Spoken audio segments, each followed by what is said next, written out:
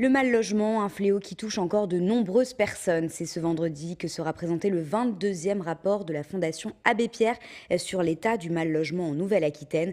Et à cette occasion, la Fondation présente une exposition d'immersion autour du thème Et toi, c'est quoi ton toit? Christophe Chavanneau.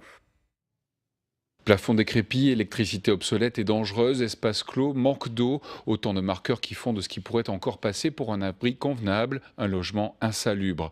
Et c'est l'une des démonstrations du mal logement en France que souhaite mettre en avant la Fondation Abbé Pierre à travers cette exposition itinérante grâce à ce bus surnommé l'Abbé Road. Ce sont ainsi 4 millions de personnes qui sont mal logées en France, 30 000 enfants sont sans domicile.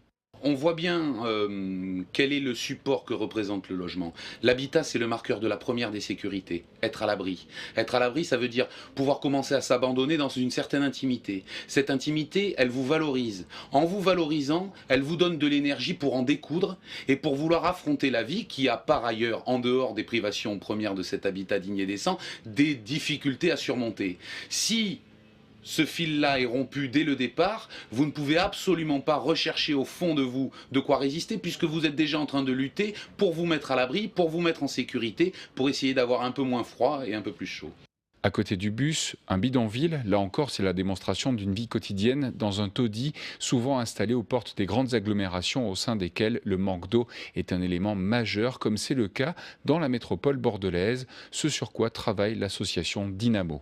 Lors de l'été 2015, on a pris conscience que les compétences qu'on apportait à l'international pouvaient être utiles au niveau local, donc du coup dans les squats et bidonvilles de Bordeaux Métropole. Lorsqu'un des bénévoles s'est arrêté au squat qui s'est situé au Pont Saint-Jean ou autour du Pont Saint-Jean lors de l'été 2015. Des situations assez impressionnantes de personnes qui n'avaient pas un accès à l'eau comme le recommandent les Nations Unies à travers la planète dans les camps de réfugiés.